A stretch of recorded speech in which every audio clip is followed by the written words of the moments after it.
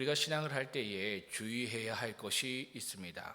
그것은요, 말씀의 의미도 모른 채 잘못된 신앙의 틀에 갇혀서 그것을 고집하며 신앙하는 것을 주의해야 합니다. 오늘 본문에 등장하는 바리새인들과 서기관이 그랬습니다. 안식일의 의미도 모른 채 자신들이 가진 신앙의 틀에 갇혀서 주님을 비난했습니다. 여러분, 하나님께서 우리에게 왜 안식일을 지키라고 하신 걸까요? 그 말씀의 의미는 무엇입니까? 크게 두 가지예요. 첫째는 신앙 고백을 위해서입니다. 일주일에 하루를 하나님께 드리는 것을 통해서 우리의 삶이 주인이 또한 우리의 삶의 우선순위가 하나님께 있음을 고백하게 하시기 위해서 안식일을 지키도록 하신 거였고요. 둘째는 이 생명보호를 위해서였습니다. 고대 근동 사회에서는요, 쉼이라는 것은 왕과 귀족들의 전유물이었습니다. 그래서 평민과 노예는요, 아예 쉴 수가 없었어요. 그로 인해서 수많은 생명이 목숨을 잃었습니다. 그래서 이러한 착취로부터 생명을 보호하기 위해서 모든 생명이 이러한 쉼을 누릴 수 있도록 안식일을 지키도록 하신 것이죠. 이처럼 하나님의 사랑을 고백하고 이웃사랑을 실천하게 하도록 안식일을 지키라라고 말씀하신 겁니다. 그런데 그러한 말씀의 의미도 모른 채 이 바리새인들과 서기관들은요, 안식일에 먹을 것이 없어서 이삭을 비벼 먹는 것과 안식일에 손 마른 사람을 고쳐준 것을 가지고 주님을 비난했던 것이죠. 그래서 주님께서 그들이 간과하고 있는 안식일의 말씀에 대한 의미를 9절에서 알려주고 계신 겁니다. 안식일의 의미가 신앙 고백뿐만 아니라 생명보호, 이러한 이웃사랑이 포함되어 있음을 알려주신 것이죠. 이러한 주님의 말씀에 그들은 감사하지 않았습니다. 12절의 말씀처럼요, 그 말씀에 분노했어요. 잘못된 것을 알려주면 감사해야 되는 거잖아요. 근데 분노했다라는 것이죠. 이유가 있습니다. 자신의 의에 가득 차 있기 때문입니다. 자기가 옳다라는 그 자기 의의 틀에 갇혀 있기 때문이었다라는 것이죠. 여러분, 이거 기억하셔야 되는 거예요. 나의 오름의 틀, 자기 의의 틀에 갇히면요, 주님이 오셔서 말씀하셔도 들리지 않는 겁니다. 우리는 얘기하잖아요. 정확한 말씀, 성령의 말씀, 그 말씀을 내가 들으면 순종할 거다? 아니요. 그 당시에 바리새인과 서기관들과 우리가 다르지 않습니다. 주님이 오셔서 나에게 말씀을 하시더라도 우리는 듣지 않아요. 왜? 우리의 틀에 갇혀있기 때문이다라는 것이죠. 여러분, 하나님께서 이스라엘 백성들에게 율법을 주신 이유가 무엇일까요? 왜 율법을 그들에게 주셨을까요? 이유는요, 내가 죄인이라는 것을 알게 하시기 위해서 이 율법을 주신 겁니다. 내가 도저히 하나님 말씀을 지킬 수 없는 안 되는 존재, 죄된 존재라는 것을 드러내게 하시고 깨닫게 하시기 위해서 이처럼 율법을 그들에게 주신 겁니다. 그런데 그들은요, 이러한 율법을 가지고 정반대로 갔습니다. 그것을 통해서, 율법을 통해서 자신들이 되는 존재, 의인이라는 것을 드러내고 증명하는 수단으로 삼았습니다. 그리고 주님을 찾아왔던 부자 청년과 같이요, 그러한 내용을 가지고 남도 속이고 자신도 속이고 심지어 주님까지도 속이려고 했던 것이 그들이었습니다. 그래서 주님께서요, 그런 그들을 향해서 7장 27절과 42절의 말씀을 하고 계신 겁니다. 그들이 그들 스스로 율법을 지키는 것을 통해서 자꾸 자신들의 의를 드러내려고 하니까 그들이 아예 그럴 수 없도록 율법을 확장시켜 말씀해 주셨습니다. 원래 율법은요, 내가 누군가에게 뺨을 한 대 맞으면요, 나도 그 사람에게 뺨을 한 대 때리는 것이 율법입니다. 그러니까 눈에는 눈, 이에는 이, 들어보셨죠? 이를 동태복수법이라고 하는데, 이렇게만 할 수 있는 것도 여러분 훌륭한 겁니다. 그렇죠? 우린 어떻습니까? 누군가에게 뺨 한 대를 맞으면 한 대만 때리고 싶나요? 나보다 힘센 사람이면 그렇게 할 수 있을 것 같아요. 그죠? 그러나 내가 그 사람보다 힘이 있고요, 높은 지위가 있고요, 돈이 있고 힘이 있으면요, 그럼 한 대만 때리지 않습니다. 수십 대를 때려야지만 직성이 풀리는 것이 우리입니다. 내가 왕이에요. 노예가 내 뺨을 한 대 때렸어요. 한 대만 때리고 싶겠습니까? 아니에요. 수십 대를 때리고 싶은 것이 죄된 우리의 본성이다라는 겁니다. 그런데 그런 우리를 향해서 오른뺨을 맞으면 왼뺨을 돌려대라는 거예요. 우리에게 누군가 겉옷을 달라고 하면 속옷을 주라는 겁니다. 도저히 용서할 수 없는 원수를 사랑하고 선대하라는 거예요. 그것도 7번만 하는 것이 아니라 7번씩 70번이라도 용서해 주라는 겁니다. 여러분, 이게 어떻게 가능합니까? 가능하지 않죠. 100번 양보해서요, 한 번쯤은 나에게 겉옷을 달라고 하면 속옷까지 줄 수 있을 것 같아요. 100번 양보해서. 그런데 매번 그럴 수 있습니까, 여러분? 매번 겉옷을 달라고 하고 속옷까지 다 주는 그러한 삶 살 수 있습니까?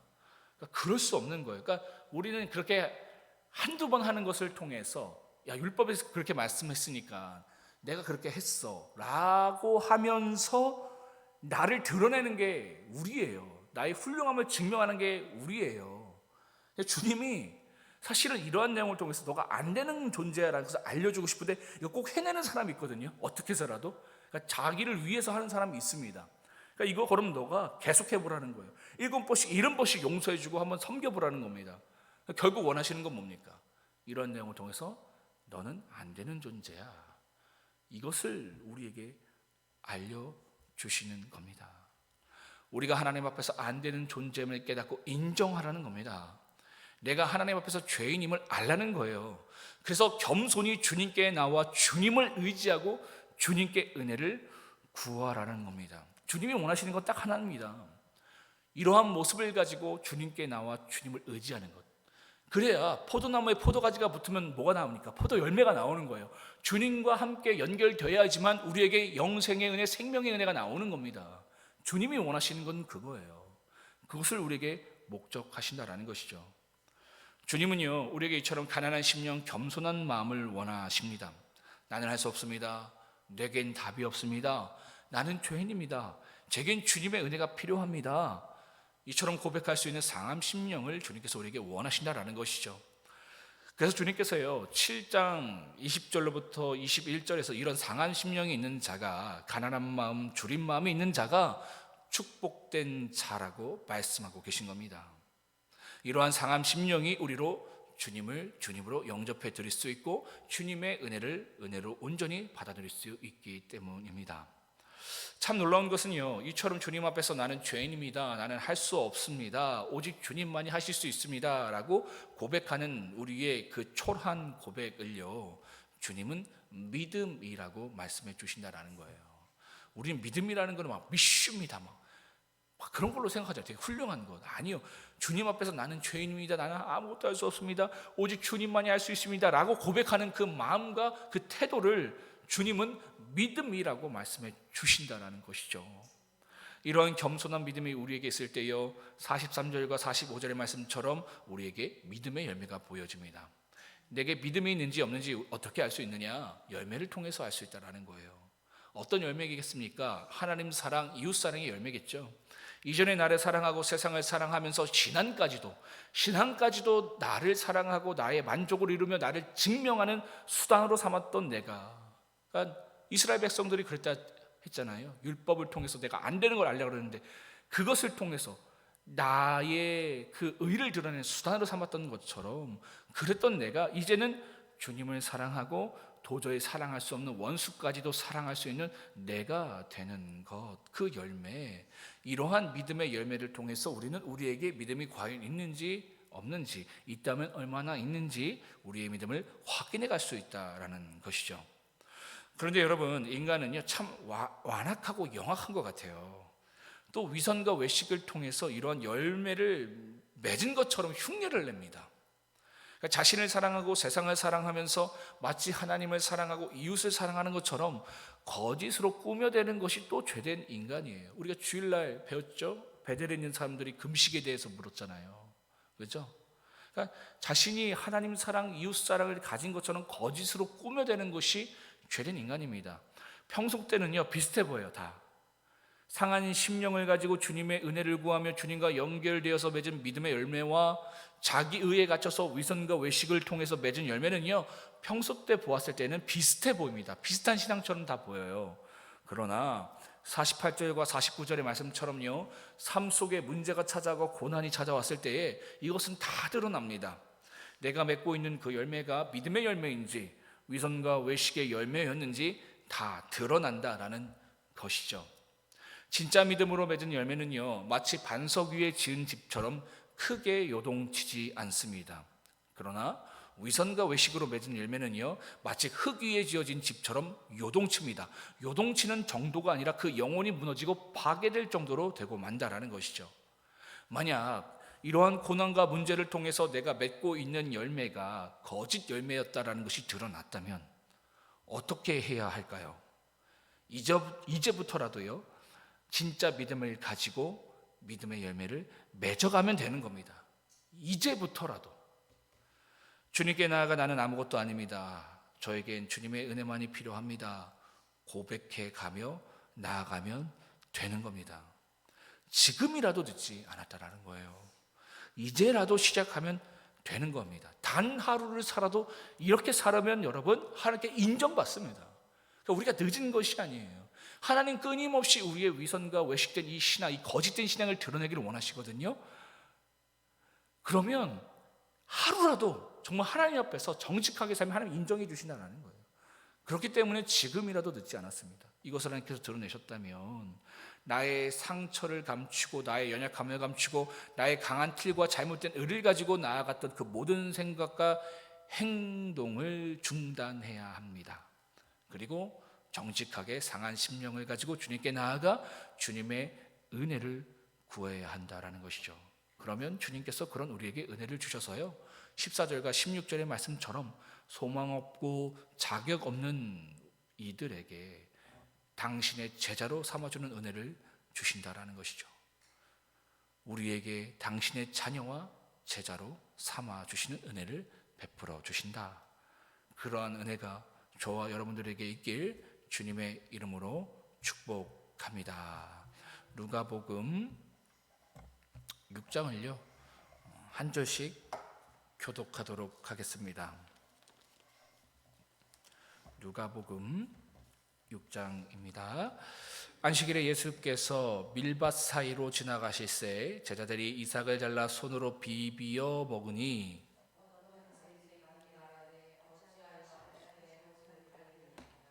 예수께서 대답하여 이르시되 다윗이 자기 및 자기와 함께한 자들이 시장할 때에 한 일을 잃지 못하였느냐? 하나님의 전에 들어가서 다만 제사장 외에는 먹어서는 안 되는 전설병을 먹고 함께한 자들에게 주지 아니하였느냐? 또 이르시되 인자는 안식일의 주인이니라 하시더라. 또 다른 안식일에 예수께서 회당에 들어가사 가르치세 거기 오른손 마른 사람이 있는지라.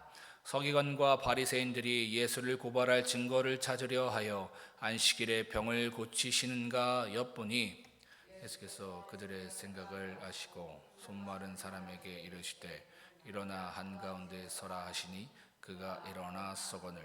예수께서 그들에게 이르시되 내가 너희에게 묻노니 안식일에 선을 행하는 것과 악을 행하는 것, 생명을 구하는 것과 죽이는 것 어느 것이 옳으냐 하시며 머리를 둘러보시고 그 사람에게 이르시되 손을 내밀라 하시니 그가 그리하여 그 손이 회복된지라.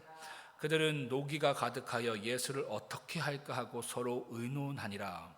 이때 예수께서 기도하시러 산으로 가사 밤이 새도록 하나님께 기도하시고 밝음에 그 제자들을 부르사 그 중에서 12를 택하여 사도라 칭하셨으니 곧 베드로라 또 이름을 주신 시몬과 그의 동생 안드레와 야고보와 요한과 빌립과 바돌로메와 마테와 도마와 알페오의 아들 야고보와 셀롯이라 하는 시몬과 야고보의 아들 유다와 예수를 파는 자들 가룟 유다라.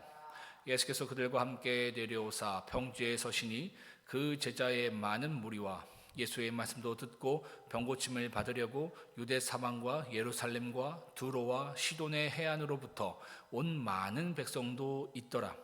더러운 귀신에게 고난을 받는 자들도 고침을 받는지라. 온 무리가 예수를 만지려고 힘쓰니 이는 능력이 예수께로부터 나와서 모든 사람을 낫게 함이로라. 예수께서 눈을 들어 제자들을 보시고 이르시되 너희 가난한 자는 복이 있나니 하나님의 나라가 너희의 것이며 지금 줄인 자는 복이 있나니 너희가 배부름을 얻을 것이미요 지금 우는 자는 복이 있나니 너희가 웃을 것이미요.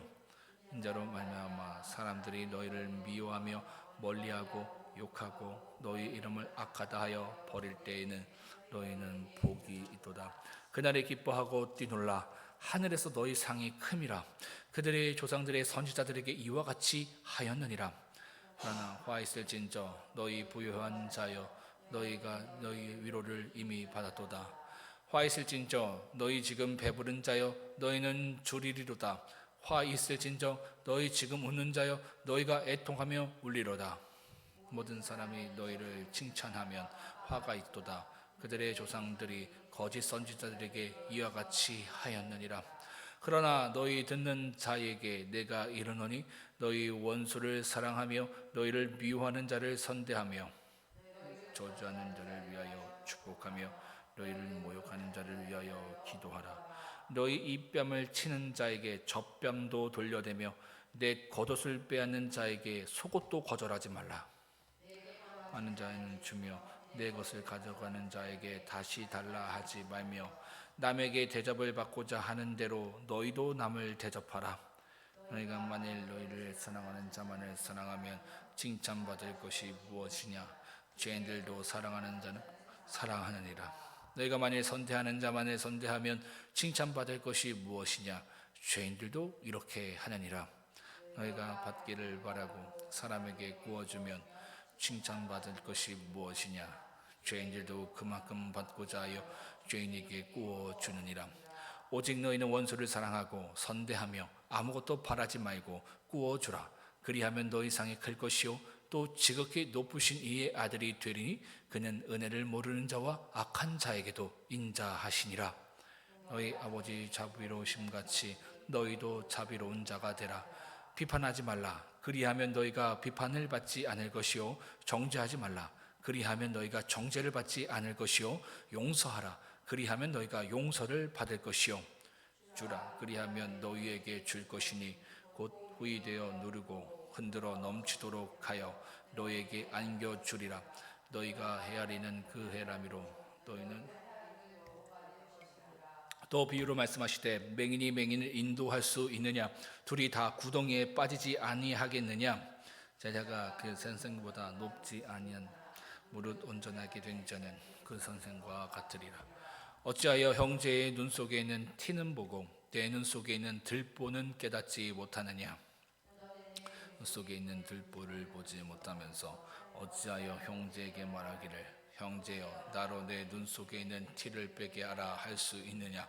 외식하는 자여 먼저 내 눈 속에 들보를 빼라. 그 후에야 내가 밝히 보고 형제의 눈 속에 있는 티를 빼리라. 못된 열매 맺는 좋은 나무가 없고 또 좋은 열매 맺는 못된 나무가 없느니라. 가시나무에서 무화과를 또는 진레에서 포도를 따지 못하느니라. 선한 사람은 마음에 쌓은 선에서 선을 내고 악한 자는 그 쌓은 악에서 악을 내나니 이는 마음에 가득한 것을 입으로 말함이니라.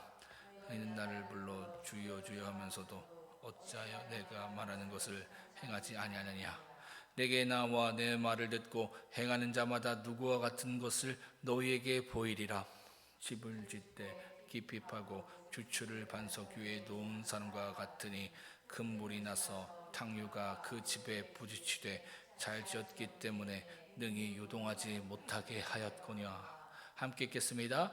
듣고 행하지 아니하는 자는 주추 없이 흙 위에 집 지은 사람과 같으니 탕류가 부딪힘에 집이 곧 무너져 파괴됨이 심하니라 하시니라.